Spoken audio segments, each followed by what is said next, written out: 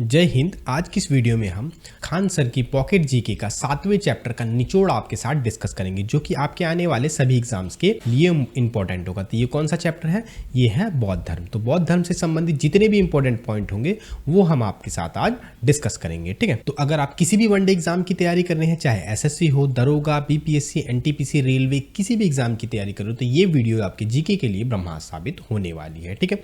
तो चलिए टाइम ना वेस्ट करते हुए आज हम इस पूरे चैप्टर का निचोड़ जो है वन लाइनर की फॉर्म में आपको देने वाले हैं, ठीक है। तो चलिए हमारा आज का पहला क्वेश्चन है, बौद्ध धर्म के संस्थापक कौन थे? तो बौद्ध धर्म के संस्थापक कौन थे? तो ये गौतम बुद्ध जो है बौद्ध धर्म के संस्थापक थे। नेक्स्ट है, गौतम बुद्ध का जन्म कब हुआ था? 563 ईसा पूर्व में इनका जन्म हुआ था। नेक्स्ट है, गौतम बुद्ध का जन्म कहाँ हुआ था? तो गौतम बुद्ध का जन्म हुआ था लुम्बिनी ग्राम, कपिलवस्तु, नेपाल की तराई क्षेत्र में, या कह लें नेपाल के अंदर इनका जन्म हुआ था। नेक्स्ट है, गौतम बुद्ध किस वंश में जन्मे थे? तो गौतम बुद्ध जो है शाक्य वंश में, शाक्य कुल में ये जन्मे थे। नेक्स्ट है, गौतम बुद्ध की माता का क्या नाम था? गौतम बुद्ध की माता का नाम था महामाया।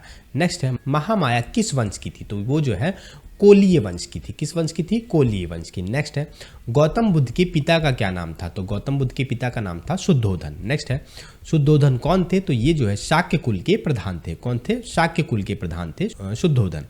नेक्स्ट है, गौतम बुद्ध का पालन पोषण किसने किया था? तो इनका पालन पोषण प्रजापति गौतमी ने किया था। कौन? प्रजापति गौतमी ने। नेक्स्ट है, गौतम बुद्ध के बचपन का नाम क्या था? तो इनके बचपन का नाम था सिद्धार्थ।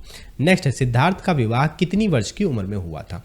तो इनका विवाह जो है 16 वर्ष की उम्र में हो गया था। नेक्स्ट है, सिद्धार्थ की पत्नी का क्या नाम था? तो इनकी पत्नी का नाम था यशोधरा। नेक्स्ट है, यशोधरा के अन्य नाम क्या थे? तो यशोधरा को जो है बिंबा, गोपा और भट्ट कछना के नाम से भी जाना जाता है। नेक्स्ट है, सिद्धार्थ के पुत्र का क्या नाम था? तो सिद्धार्थ के पुत्र का क्या नाम था? राहुल जो है सिद्धार्थ के पुत्र का नाम था। सिद्धार्थ के बारे में भविष्यवाणी किसने की थी? तो कौंडिन्य ने सिद्धार्थ के बारे में भविष्यवाणी की थी। क्या की थी?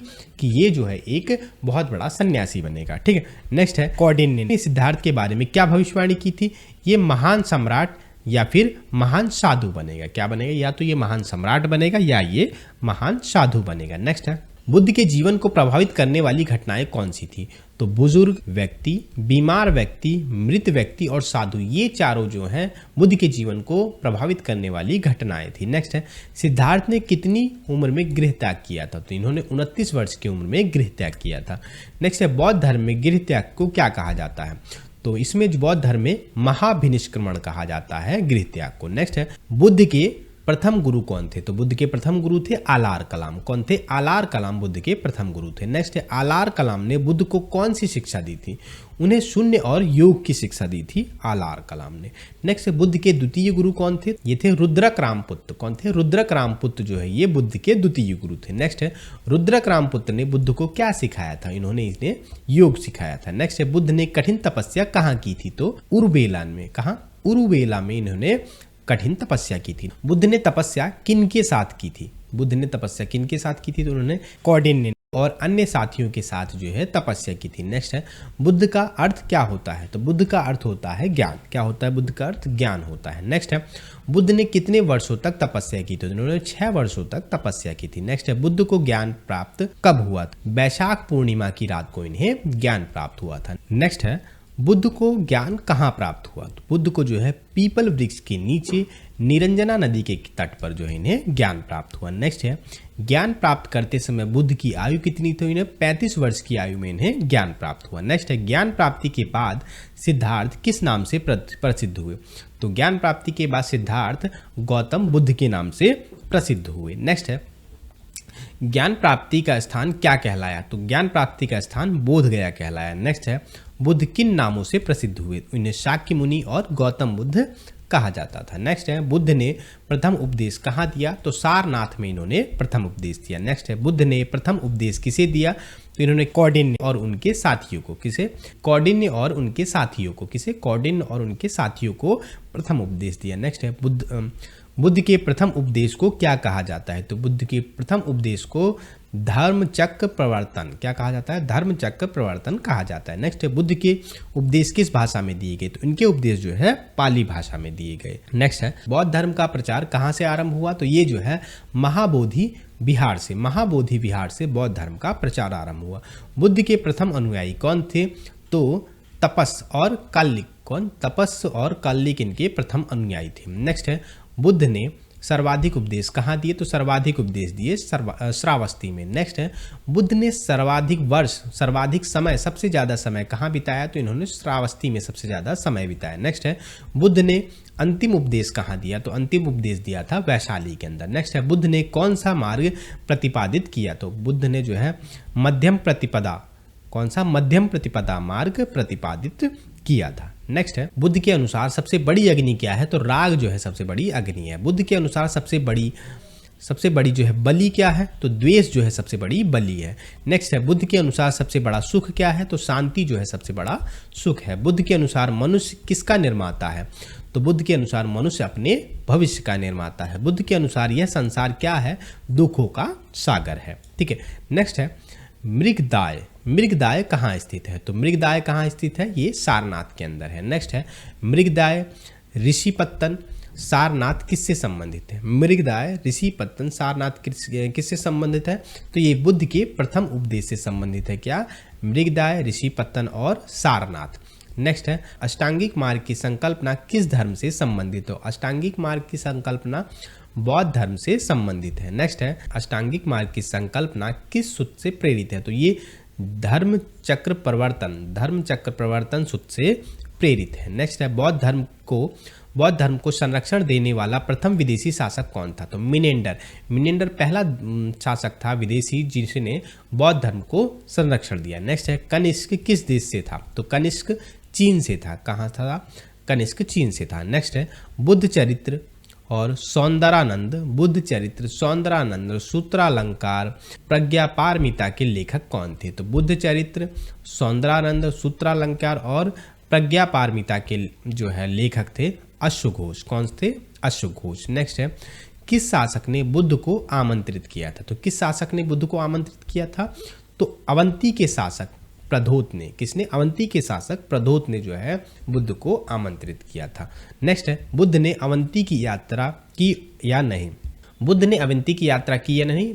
नहीं, बुद्ध ने अवंती की यात्रा नहीं की थी। उपाली कौन था? बुद्ध का प्रधान शिष्य था उपाली। कौन था? बुद्ध का प्रधान शिष्य था उपाली। आनंद कौन था? बुद्ध का सबसे प्रिय शिष्य था आनंद। बुद्ध का सबसे प्रिय शिष्य था आनंद। तो ये सारे के सारे पॉइंट एक एक पॉइंट से जो है एग्जाम में क्वेश्चन बन जाते हैं। ठीक है। और अगर आपको वीडियो थोड़ी सी भी हेल्पफुल लगी तो वीडियो को लाइक जरूर कीजिएगा। ठीक है। मैं भूल जाता हूँ आपको याद दिलाना कि लाइक भी करना होता है। ठीक है। तो नेक्स्ट है बुद्ध की मृत्यु कब हुई? तो बुद्ध की मृत्यु कब हुई? तो इनकी मृत्यु हुई 483 ईसा पूर्व बुद्ध की मृत्यु हुई। बुद्ध की मृत्यु कहाँ हुई? तो इनकी कुशीनारा उत्तर प्रदेश के अंदर बुद्ध की मृत्यु हुई। नेक्स्ट है बुद्ध की मृत्यु कितने वर्ष की उम्र में हुई? तो बुद्ध की मृत्यु जो है 80 वर्ष की उम्र में, 80 वर्ष की उम्र में बुद्ध की मृत्यु हुई थी। नेक्स्ट है बुद्ध की मृत्यु किस कारण से हुई? तो बुद्ध की मृत्यु जो है सूअर का मांस खाने से उदर विकार के कारण जो है इनकी मृत्यु हुई थी। नेक्स्ट है बुद्ध की मृत्यु को क्या कहा जाता है? तो इनको जो है महापरिनिर्वाण कहा जाता है। क्या कहा जाता है? महापरिनिर्वाण कहा जाता है बुद्ध की मृत्यु को। बुद्ध की मृत्यु के बाद उनके अवशेष का क्या हुआ? तो उनके अवशेष 8 भागों में बांटकर स्तूपों में रखे गए। किसके? 8 भागों में बांटकर स्तूपों में रखे गए। नेक्स्ट है बुद्ध के अवशेषों को स्तूपों में किसने रखा? तो सम्राट अशोक ने जो है बुद्ध के अवशेषों को स्तूपों में रखा था। नेक्स्ट है बौद्ध धर्म के त्रिरत्न कौन कौन से हैं? तो बुद्ध, धम्म, संघ। कौन कौन से? बुद्ध, धम्म, संघ, ये जो है बौद्ध धर्म के त्रिरत्न है। नेक्स्ट है विहार किसे कहा जाता है? विहार किसे कहा है? बौद्ध भिक्षुओं के निवास स्थान को विहार कहा जाता है। क्या? विहार। नेक्स्ट है चैत्य किसे कहा जाता है? पूजा स्थल को चैत्य कहा जाता है। नेक्स्ट है हाथी किसका प्रतीक है? बुद्ध के गर्भ में आने का प्रतीक है हाथी। क्या है? हाथी किसका प्रतीक है? बुद्ध के गर्भ में आने का प्रतीक है हाथी। नेक्स्ट है बुद्ध के गर्भ में आने का प्रतीक क्या है? तो ये हाथी है। नेक्स्ट है बुद्ध के जन्म यौवन का प्रतीक क्या है? तो कमल या सांड जो है इनके। बुद्ध के जन्म और यौवन का प्रतीक क्या है? तो जन्म का कमल और सांड जो है इनके यौवन का प्रतीक है। नेक्स्ट है बुद्ध के गृह त्याग का प्रतीक क्या है? तो बुद्ध के गृह त्याग का प्रतीक है घोड़ा। नेक्स्ट है बुद्ध को ज्ञान प्राप्ति का प्रतीक क्या है? बुद्ध के ज्ञान प्राप्ति का प्रतीक क्या है? तो पीपल या बोधि वृक्ष जो है इनके ज्ञान प्राप्ति का प्रतीक है। नेक्स्ट है बुद्ध के निर्वाण का प्रतीक क्या है? तो पद चिन्ह। पद चिन्ह पैरों के निशान जो है बुद्ध के निर्वाण का प्रतीक है। नेक्स्ट है बुद्ध की मृत्यु का प्रतीक क्या है? स्तूप बुद्ध के मृत्यु का प्रतीक है। ठीक है, बुद्ध के प्रथम उपदेश का प्रतीक क्या है? चक्र जो है बुद्ध के प्रथम उपदेश का प्रतीक है। नेक्स्ट है, बुद्ध के 4 आर्य सत्य कौन कौन से? बुद्ध के 4 आर्य सत्य कौन कौन से हैं? दुख, दुख का कारण, दुख का निरोध, दुख निरोधगामिनी प्रतिपदा। ये जो है बुद्ध के 4 कारण हैं। दुख के मूल कारण का विनाश अष्टांगिक मार्ग से होता है। नेक्स्ट है, बुद्ध के उपदेशों का सार क्या है? बुद्ध के उपदेशों का सार क्या है? तो ये है प्रतीत्य समुत्पाद। क्या है? प्रतीत्य समुत्पाद जो है ये बुद्ध के उपदेशों का सार है।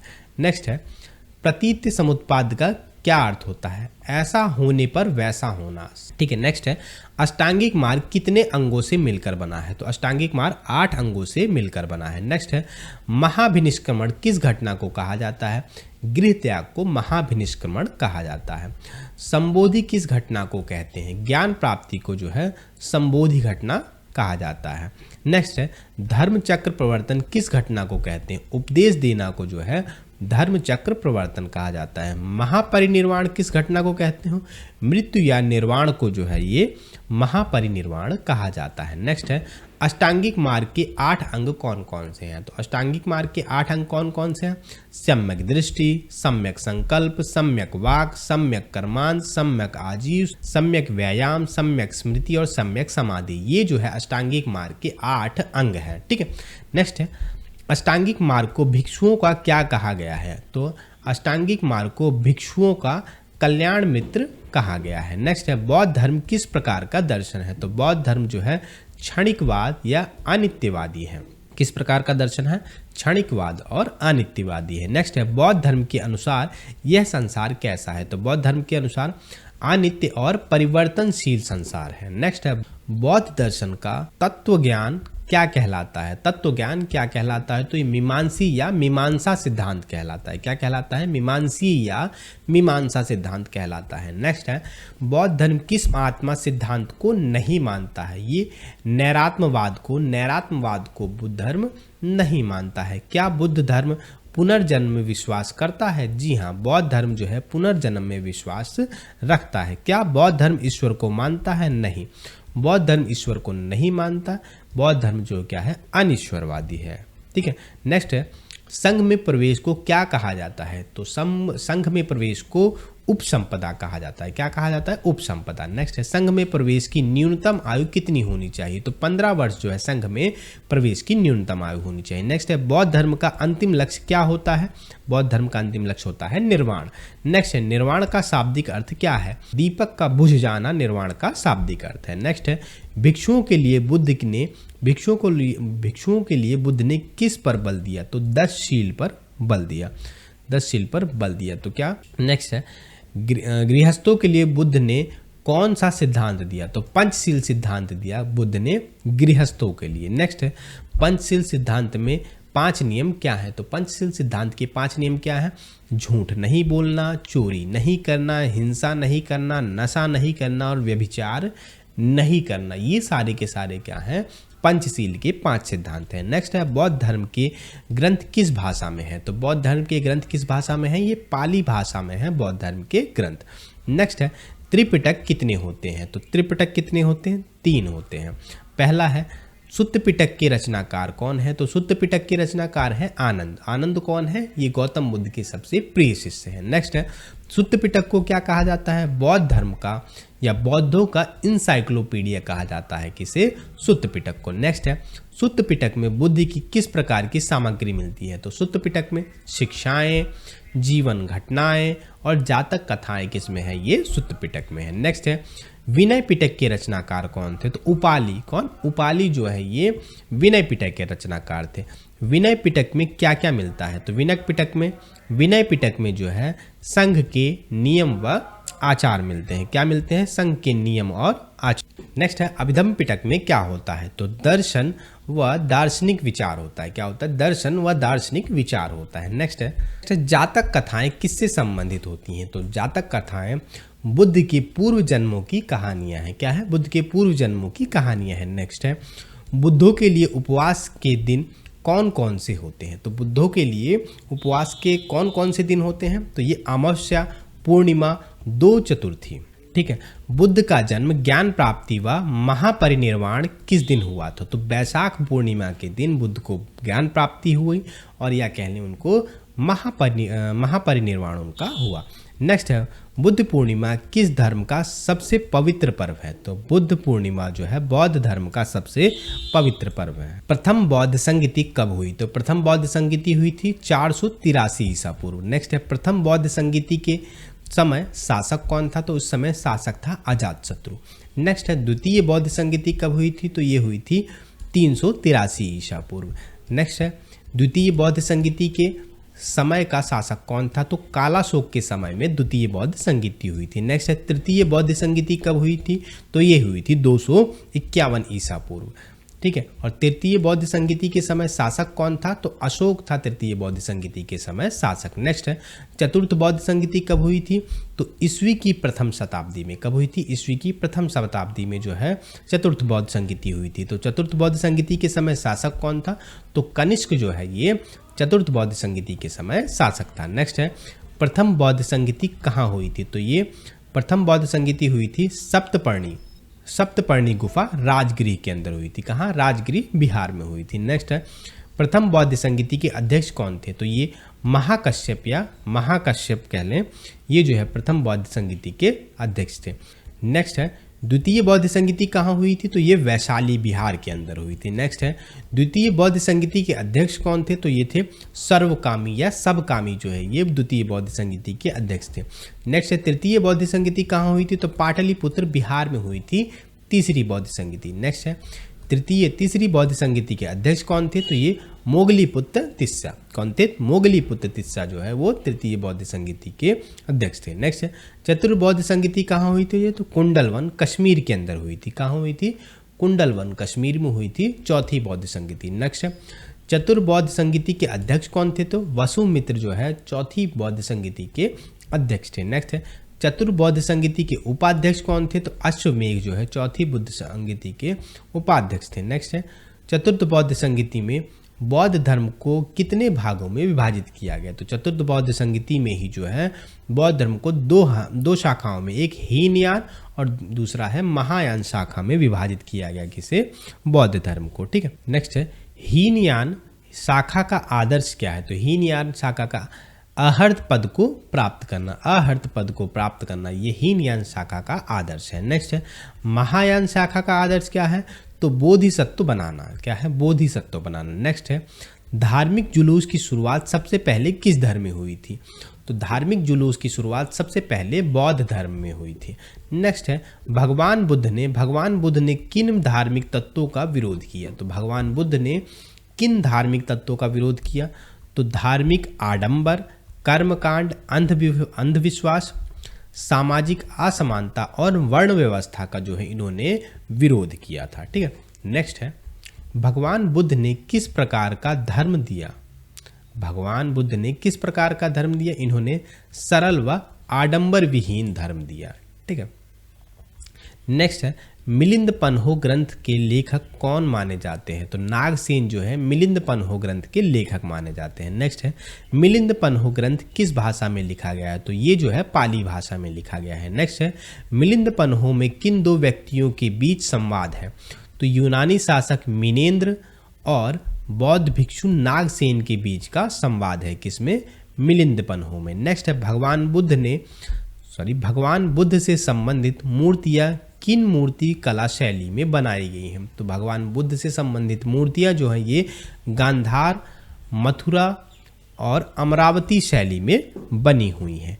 नेक्स्ट है, सर्वाधिक बुद्ध मूर्तियां किस शैली में बनाई गई हैं? तो सबसे ज़्यादा जो है बुद्ध की मूर्तियां गांधार शैली में बनाई गई हैं। भूटान, तिब्बत, नेपाल एवं पड़ोसी देशों में बौद्ध धर्म का प्रचार किसने किया था? तो किसने किया था? ये पद्मसंभव ने। किसने किया था? पद्मसंभव ने। नेक्स्ट है, शिक्षा के प्रमुख केंद्र के रूप में किन विश्वविद्यालय का विकास हुआ? तो इसके लिए तक्षशिला और नालंदा विश्वविद्यालय का विकास हुआ। किस लिए? शिक्षा के प्रमुख केंद्र के रूप में। ठीक है। नेक्स्ट है, बौद्ध धर्म की शिक्षा प्राप्त करने हेतु भारत आने वाले प्रमुख विदेशी यात्री कौन थे? तो बौद्ध धर्म की शिक्षा प्राप्त करने वाले प्रमुख विदेशी यात्री कौन थे? तो ये थे फाहियान और ह्वेनसांग। कौन थे? फाहियान और ह्वेनसांग। तो ये थे हमारे आज के बौद्ध धर्म से संबंधित मोस्ट इंपॉर्टेंट पॉइंट जो मैंने आपको वन लाइनर के फॉर्म में समझाया। तो वीडियो थोड़ी सी भी हेल्पफुल लगे तो वीडियो को लाइक और चैनल को सब्सक्राइब जरूर कीजिएगा और बेल आइकन दबाना ना भूलें, क्योंकि वीडियो अपलोड होते ही आपको सबसे पहले उसकी नोटिफिकेशन मिल जाएगी। तो ठीक है, तो चलिए मिलते हैं अगली वीडियो के साथ, तब तक के लिए जय हिंद जय भारत।